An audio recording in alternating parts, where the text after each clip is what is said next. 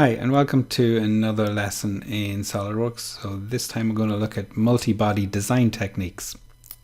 So we've got the multi-body design part already open, and there's a couple of sketches, right contours and front contours drawn for us already. So we're going to create the features from that. So if we select the right contour sketch first, and then if we select the Extrude Boss Base.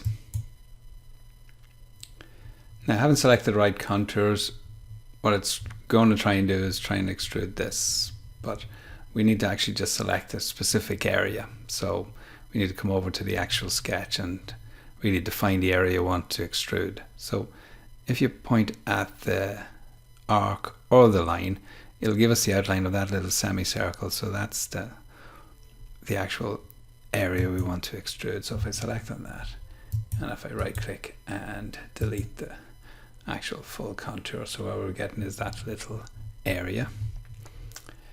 And then we come across here and we select mid-plane, and if I enter in my distance then 76, we get that little area mid-plane extrude. So I can click OK on that.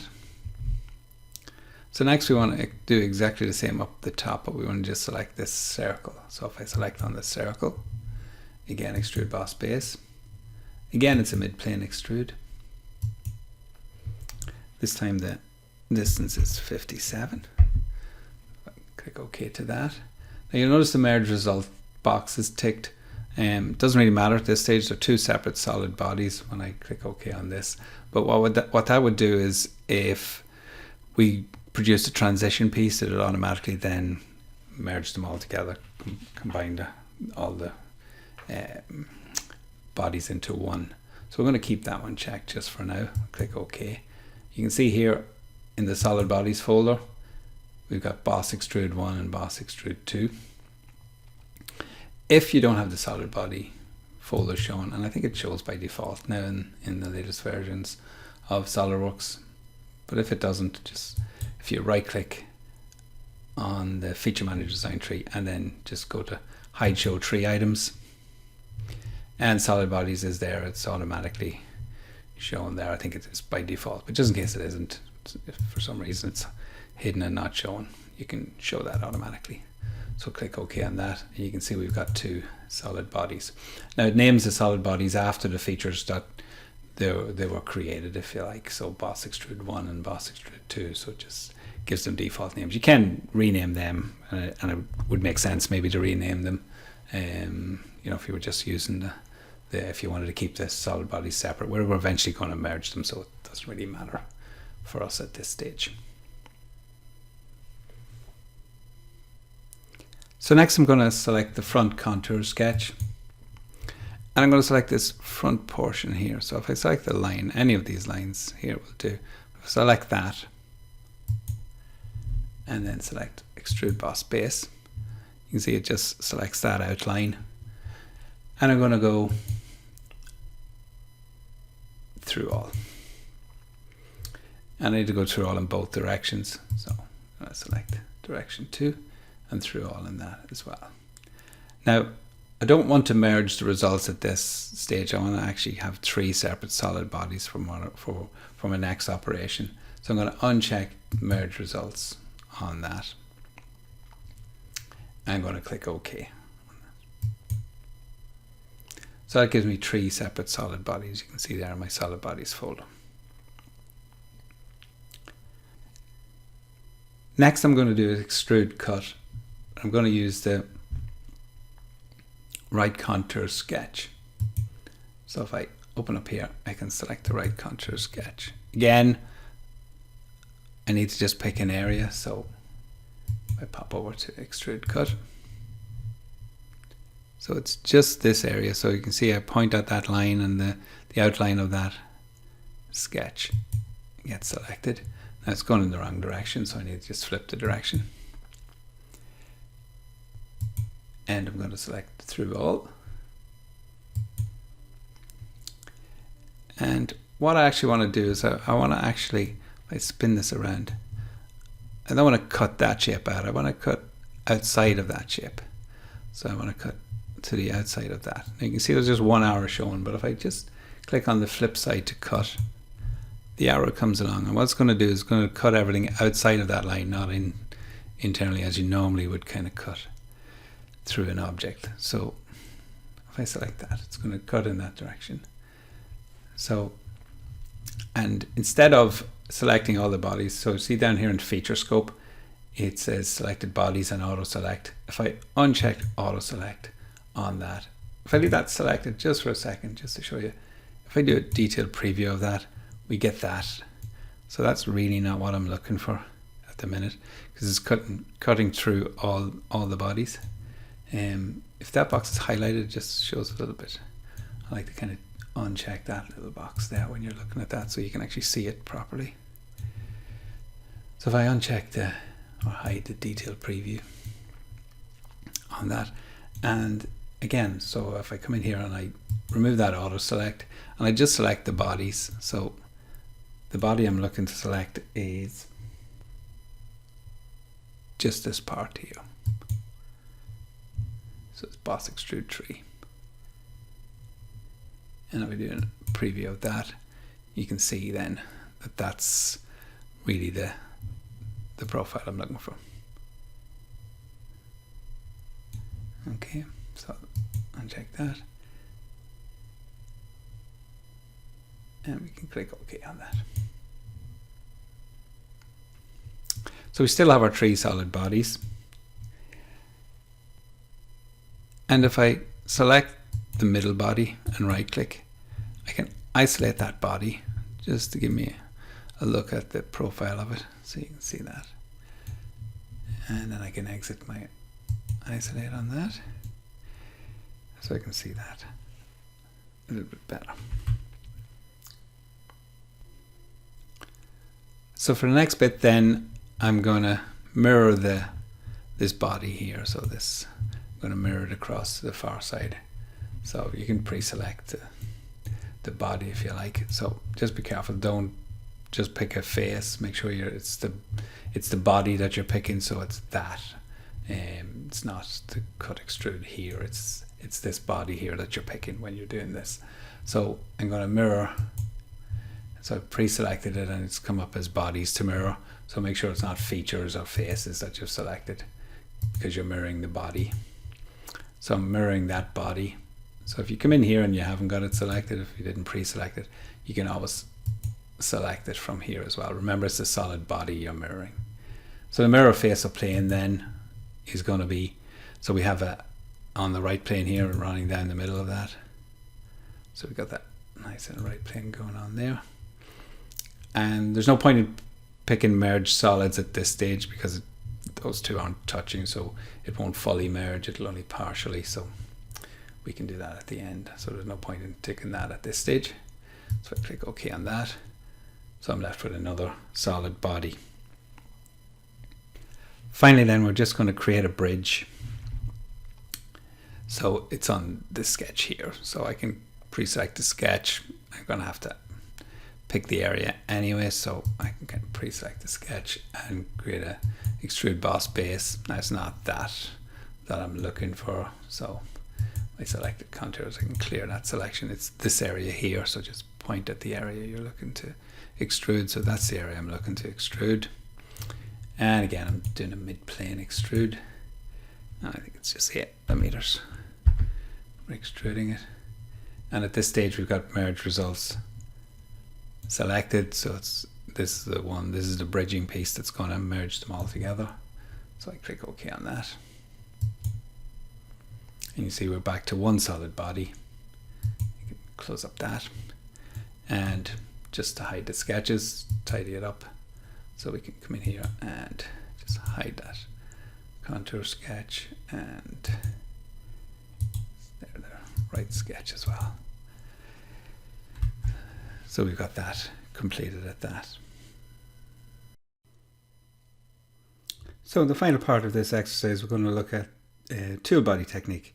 So the tool body modeling technique is used to add or remove model volume using specialized tool parts. So these can be common features or common items that you use regularly you can save them as tool parts and then insert them into your model when needed. So you'll see I already have the insert part command on my features tab, and how you get that is you can actually just, the easiest way to get it, you can just search for the insert part here up in the search, and if you just search for commands, just expand that a little bit. So you just search for commands and type in insert part and then do a little search, and if you're looking to find it in the menu, it'll kind of show it in the menu, but I already have it in here, so it's probably kind of going to point to, yeah, so you can see it points to the part here because I've already got it in there. But when you have it up there, so do the search again, you can actually drag and drop that into your features panel. You can also go into customize. Let's move this up a little. So if we go to commands and features, and you'll find it in here, and it actually happens to be down here, so you can drag it from there and drag it in there as well. So all of those commands, you can add them. So you can go and knock yourself out and add any common ones that you use regularly. Just drag them onto an area that you seem that's suitable for that particular feature or sketch tool or whatever it is you use over and over again.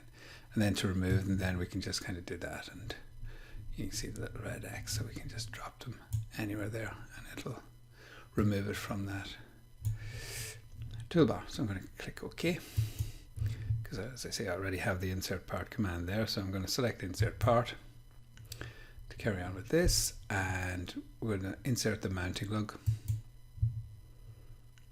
So I'll click open on that, and before we just click, just come over here to transfer, so over and on the window over here. So we're going to have solid bodies nearly always ticked, unless it's surface bodies, but solid bodies are mostly what you'll use in this.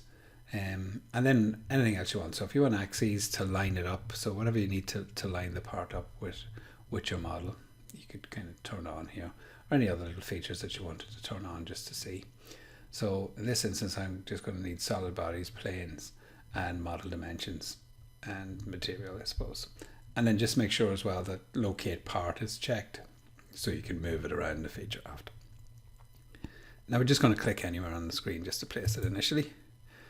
If we clicked on the check mark, it would put it in at the origin, so it'd kind of bury it in the part, so it'll be a little bit lost. So I recommend you just kind of click it somewhere where you can actually see it.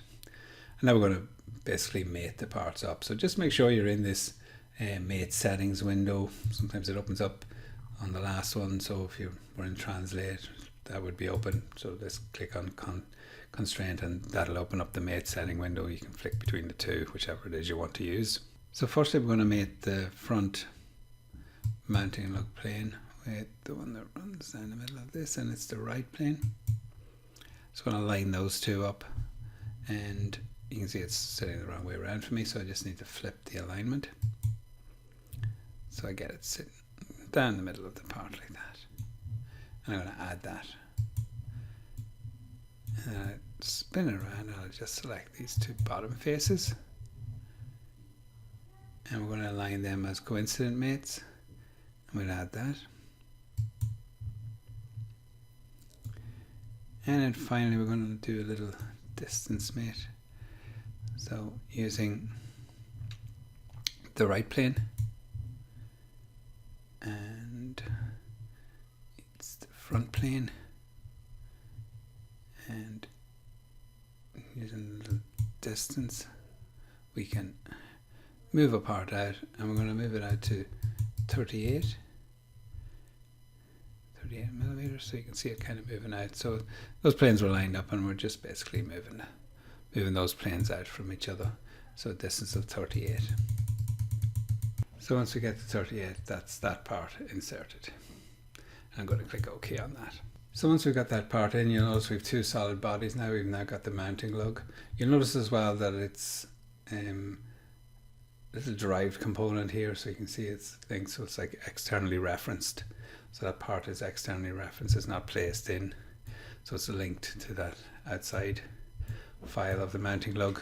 So once we've that solid body in, now we can mirror the solid body again. So I'm going to select the mirror command, and it's not a face or feature or anything like that, so I can kind of clear the selection on that. It's actually a body, so you can select the body from here up. You can select it from here, or you can actually click on it on that in the actual graphics area. And the mirror plane then is going to be this front plane, and I'm not going to merge solids. I'll click OK at that stage so I can see all of that. So I've got my two lugs in. You can hide those if you wish. Now that we're done, a few final things to do. So it's just, we want to now combine all of these. So we've got 3 solid bodies, so we're going to combine them into one. So using the combine command, you get this little window up, and you can see the operation type. So it's Boolean operation. You can add, subtract, or what's common, and depending on which one you selected, you get a slightly different selection window. We're just going to add the 3 bodies, so you can select them from here again, or you can kind of pick them from here and just get a show preview on it and click OK, and that's your part combined. Finally then, the exercise, there's just a little bit of additional sketch work to do, so let's go and do those. So very quickly, just let's sketch that, and we'll draw a little circle, and that's meant to be 14 mm diameter, and we can extrude cut through all. And I can do another sketch on this face, and I can pick circle again, it's not that important, and 32 diameter, and extrude cut through all again. The fillets 1.5, and try and get them as many as possible. So let me see where. So yeah, so we'll do this one maybe first.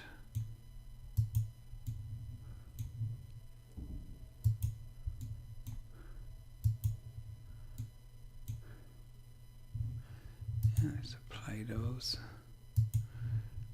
and let's get that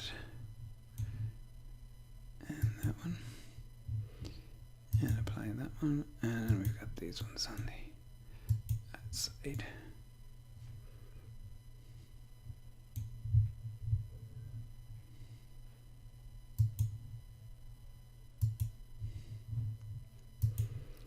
Apply those.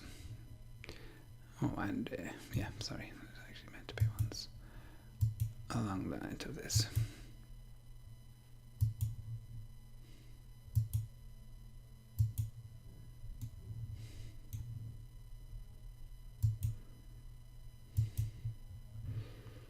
Apply that. I think that's all the fillets we're meant to have. Oh, sorry, I'm wrong again. So it's these ones here.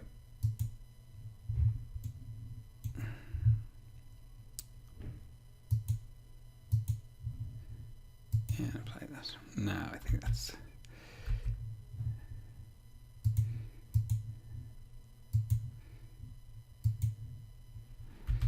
yep, now that's them all. So that's all the part complete then on that. So you can see the way I've done it there, there's quite a lot of fillets, there's a little bit untidy. So what you can do actually is, if I left click on the first one and the last one and right click, you can add them to a new folder, and we can call that folder, say fillet radius 1.5. So you can add all of those to that folder, so you still have them there, you still have them all saved, but it tidies up that a little bit. So that's that lesson complete, and thanks for watching.